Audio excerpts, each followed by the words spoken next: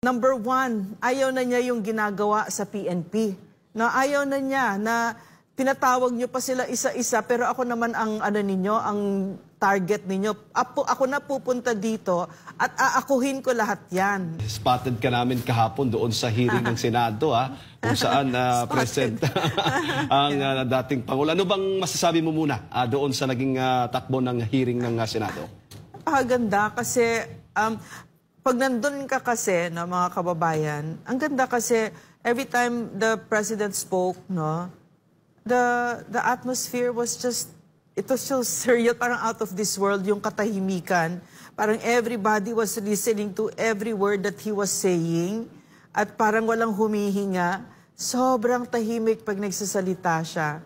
And parang for me, napakaganda nung narinig na naman natin ang dating Pangulo. No? Nung narinig ko kasi na, nung sinabihan ako ng staff niya na magsi-Senate hearing si PRRD, past na ako siguro yung point na nagugulat kasi kilala ko na si PRRD, di ba? So, sige lang. And I was so excited kasi may iba na babasa ko kasi na parang they were questioning, no, na what will happen to him, they will crucify him.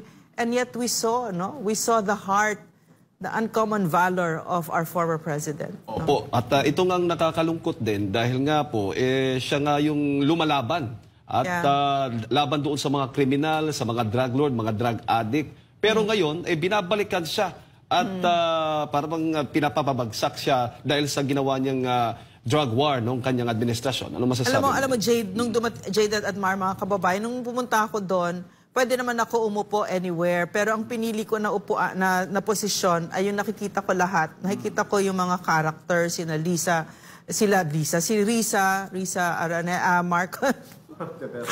Ontiveros, yan. Everybody was there, and PRRD was right in front of me at nasa kanan ako. Hindi ako sa kaliwa, ha? So anyway, why did I stay there? Because I knew this was theater. No, theater. At makikita ko, yung akala nila, no, makikita ko yung kabulukan ng administrasyon na ito, yung treachery, a man who treated them very decently, who treated the Marcoses very decently and made possible their political comeback. I was going to watch how they planned to crucify him there.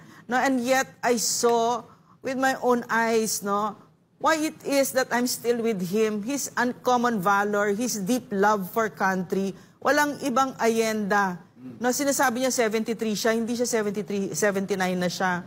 Mag-80 na siya sa Marso. So wala na siyang mga ambisyon na yan. At bakit ba siya nandyan? Bakit siya pumunta dyan? Diba? Pumunta siya dyan kasi, number one, ayaw na niya yung ginagawa sa PNP. Na ayaw na niya na tinatawag niyo pa sila isa-isa, pero ako naman ang ninyo, ang target ninyo. Ako na pupunta dito at aakuhin ko lahat yan. Diba? So yun yung nakita ko at saka yung ayaw niyang umalis, diba? Kasi he was so serious nung nag-recess na sila.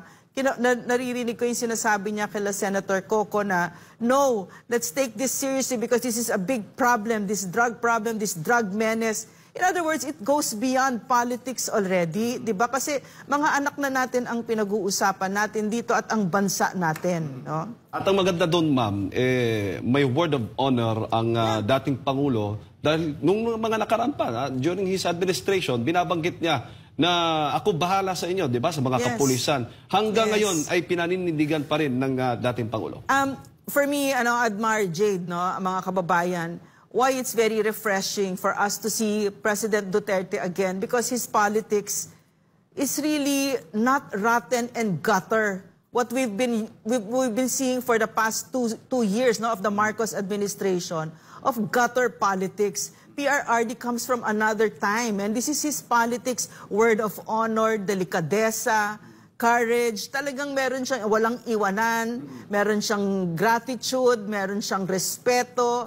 Hindi siya nanggigipit na mga kaaway niya. I never saw it. So, it was really wonderful to see it again kasi it was so, all these 2 years has been so sickening, this gutter politics na nakita natin na yung mga naging mabuti sa kanila, no, di bali na yung gratitude, wala na ang hinihingi na lang natin, justice, our rights, 'di ba? Kahit yung tinanggal, 'di ba? So to hear our president, no, na hindi na niya ito pinopolitika, and to hear that decency in him, that old-fashioned politics, that's really for me very healing. No? Opo, at nakikita nga natin, ma'am, na kaya hindi natin masisisi na yung mga men in uniform at maging ating mga kababayan ay malaki pa rin ang suporta sa dating Pangulo. Gusto ko kasi si PRRD, no, napakaganda nung punto niya kahapon. Kasi si Risa Ontiveros, no, itong senador na ito na nakakahiya talaga. Parang sinasabi niya, si PRRD inutusan niya na patayin, no, to give orders to kill. And PRRD said, these are graduates of the Philippine Military Academy, and may mga pinag-aralan ito. You think I would say something like that and they would say yes? And that's true. I know that because my husband's also a PMAer, so hindi mo sila pwedeng diktahan ng ganyan. So, sa madaling salita, even he said it publicly, but even privately, it's very consistent what he says, no? Yung respeto niya sa men and women in uniform. Lagi, when we are in despair, he'll say, no, don't. We have to trust them. Totoo yan sa atin. So, yun yung gusto ko. Binabalik niya yung respeto. Lalo for us na-experience natin yung pambababoy na ginawa ng isang general na yan, di ba?